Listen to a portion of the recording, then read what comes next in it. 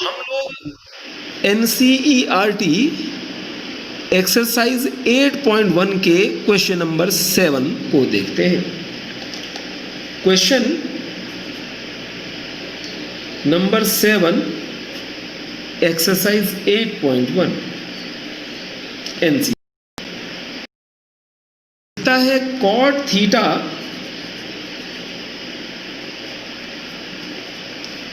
Equal to 7/8 है।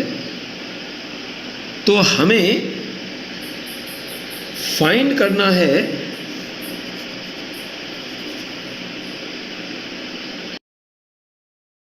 Plus sine theta into 1 minus sine theta upon 1 plus cos theta into 1 minus cos theta. ये पहला point है। हाँ, फिर दूसरा भी हम ढूंढेंगे। अब क्योंकि कॉट थीटा 7/8 दिया हुआ है, you all know that cot theta is B/P। इसका मतलब क्या हो गया कि यहां पर B इक्वल टू 7K लेंगे और P इक्वल टू 8K लेंगे। H कितना K आएगा वो हमें नहीं। So we can use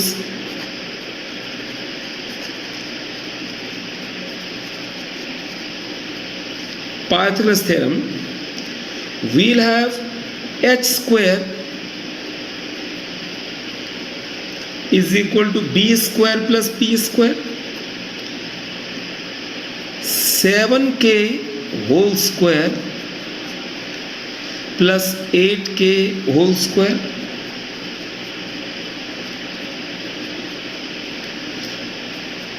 H square is 113K square। So H will be plus minus root 113 into K। Negative cannot be the length of the hypotenuse। तो H कितना आया है? Root 113K। भाई B is 7K, B 7K, P 8K और H root 113K आया। अगर मुझे 1 plus sine theta into 1 minus sine theta upon 1 plus cos theta into 1 minus cos theta की वैल्यू फाइंड करनी है, तो क्या मैं ये कह सकता हूं कि sine theta E upon H होता है, यानी 8K upon root 113K sine theta 8 upon root 113 आया। क्या cos theta base upon hypotenuse होता है? बेस इज 7K, तो कॉस थीटा 7 अपॉन रूट 113 आया। अब ये साइन थीटा और कॉस थीटा आ गए। मुझे वैल्यू फाइंड करनी है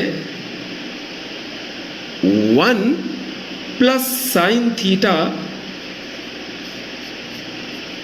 into 1 minus sine theta upon 1 plus cos theta into 1 minus cos theta. एक बात ध्यान रखें, a plus B into A minus B, A square minus B square, और ये A square minus B square आएगा। विशेष बात का ध्यान रखें कि कहीं अगर मैं साइन थीटा का होल स्क्वायर कह रहा हूं इसका मतलब ये साइन स्क्वायर थीटा होता है। जैसे ये 1 plus sine theta into 1 minus sine theta बनेगा, तो ये 1 माइनस साइन स्क्वायर थीटा बनेगा ना। और जो ये 1 माइनस साइन स्क्वायर थीटा होता है, ये क्या होगा, 1 माइनस ये साइन थीटा का, ऐसे ये होल स्क्वायर होगा। अब क्या 1 माइनस साइन थीटा की वैल्यू देखो क्या, 8 अपॉन रूट 113, ये 8 अपॉन रूट 113 का होल स्क्वायर आया। और cos theta 7 upon root 113 whole square आया। 1 माइनस 64 अपॉन 113, 1 माइनस 49 अपॉन 113, ये एलसीएम ले लेंगे तो 113 minus 64 upon 113 minus 49, 113 minus 64 will be 49 और यहाँ 64। तो जो ये 1 plus sine theta into 1 minus sine theta upon 1 plus cos theta into 1 minus cos theta आएगा, ये 49 अपॉन 64 के बराबर आएगा। ये पहला पार्ट था। और जो इसका सेकंड पार्ट है, वहां मुझे कॉट स्क्वायर थीटा की वैल्यू निकालनी है। Cot square theta, cot theta whole square. जानते हैं कि cot theta B upon P होता है। बी कितना दिया हुआ बेटा, 7 के, और पी कितना दिया हुआ है, 8 के। तो क्या मैं ये कह सकता हूं कि जो कॉट थीटा आएगा वो 7 अपॉन 8 आएगा, और ये 7 upon 8 whole square equal to 49 upon 64 आए। वही आंसर है जो पिछले वाले का आंसर हमारे पास आया था। ठीक है जी।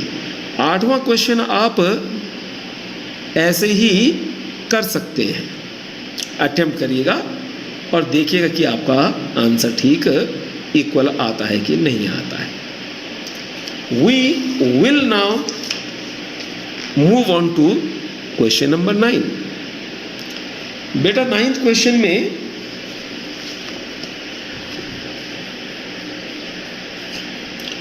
उसने ये कहा है कि एंगल भी 90 डिग्री का tan A 1/√3 है।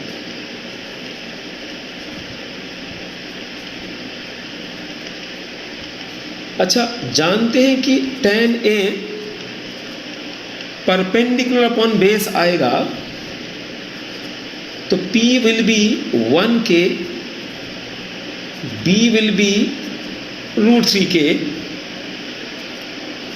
और H जो आएगा वो 2 आएगा K टाइम्स।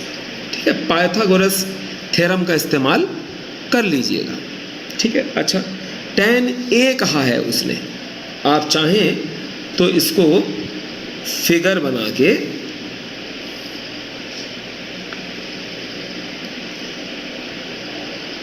बेटा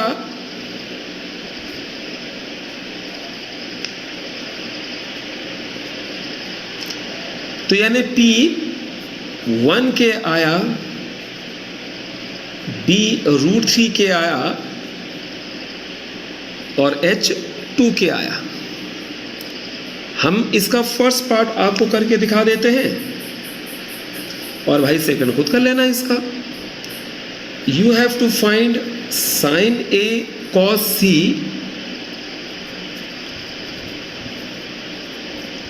plus cos A sin C। इस ट्राइंगल में जो साइन A आएगा वो 1K अपॉन 2K आएगा, यानी साइन A 1 अपॉन 2 आया। ऐसे ही cos C निकालेंगे। ध्यान देना, अगर हम cos C कह रहे हैं तो C को अगर आप थीटा मानेंगे तो इसके सामने वाला परपेंडिकुलर इसके ये वाला बेस कहलाएगा।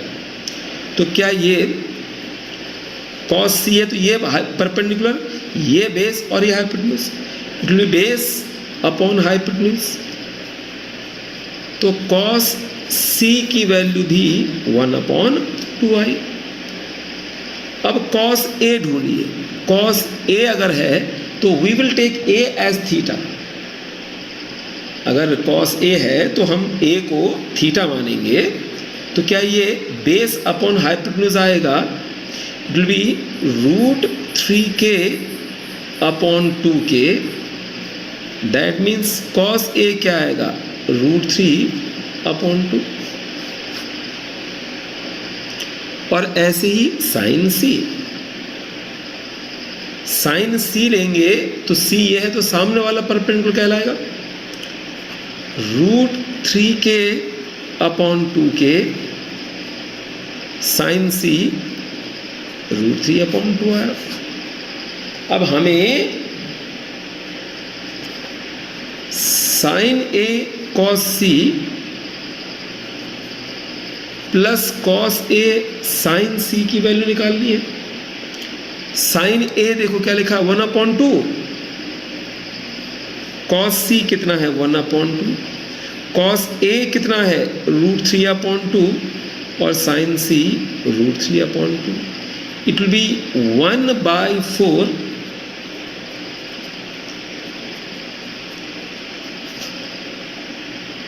इक्वल टू कितना आ रहा है हमारे पास? 1 आ रहा है।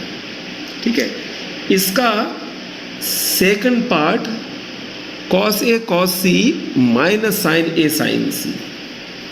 cos a cos c minus sin a sin c। I was not in the mood to solve the second part, but as we already have found cos a and cos c, also the values of sin a and sin c, तो हम इसको कर सकते हैं। cos a कितना आएगा बेटा? √3/2। cos c कितना आएगा? 1/2। sin a कितना आएगा?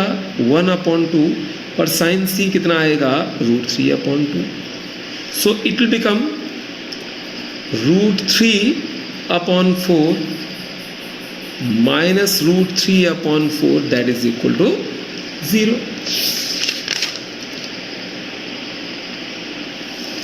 इस एक्सरसाइज का 10th क्वेश्चन भी मैं आपको करवा देता हूं। जब तक आपको जो मैंने पहले पेज पर कॉन्सेप्ट सिखाए, अगर आपने जब तक वो पढ़े नहीं और याद नहीं किए तो आप लोग इस एक्सरसाइज के क्वेश्चंस को उतना बेहतर तरीके से नहीं समझ पाएंगे। ठीक है, फिर भी मैं करवा देता हूं। अभी मैं इसको करवा रहा हूं question number 10 and that will be the last question for the day. आप अगली क्लास अटेंड करने से पहले जितने मैंने कॉन्सेप्ट्स आज लिखवाए हैं उनको ढंग से याद कर लीजिएगा और इस एक्सरसाइज के सभी क्वेश्चंस को अटेम्प्ट कर लीजिएगा। ठीक है, वैसे मैं डिस्कस कर लूँगा आपके साथ में नेक्स्ट क्लास में, लेकिन आप अटेम्प्ट कर लें तो बढ़िया रहेगा। यहाँ ट्राइंगल PQR में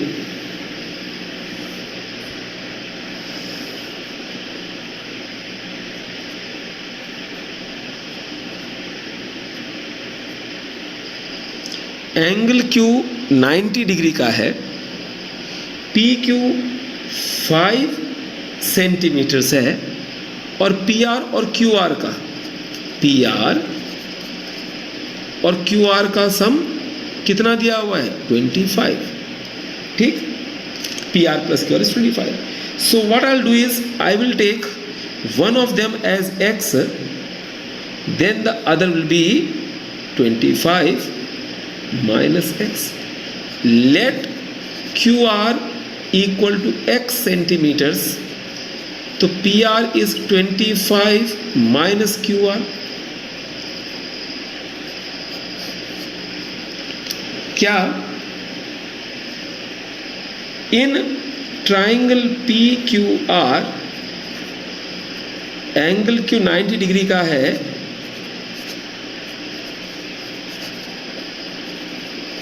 तो हम पाइथागोरस थ्योरम का यूज कर पाएंगे। PQ square plus QR square equal to PR square, 5 square plus X square is equal to 25 minus x whole square. 25 plus x square is 25 square, ये a minus b whole square आएगा. 625 plus x square minus 50x. x square cancelled. 50x equal to 625 minus 25 x square cancelled. 50x equal to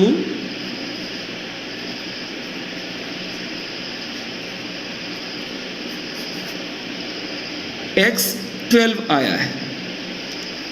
तो यानी QR 12 centimetres. भाई PR plus QR अगर 25 है, QR is 12, तो PR will be 12 subtracted from 25 will be 13 centimetres. अब भाई QR PR दिया हुआ है और आपके पास क्या PQ भी गिवन है.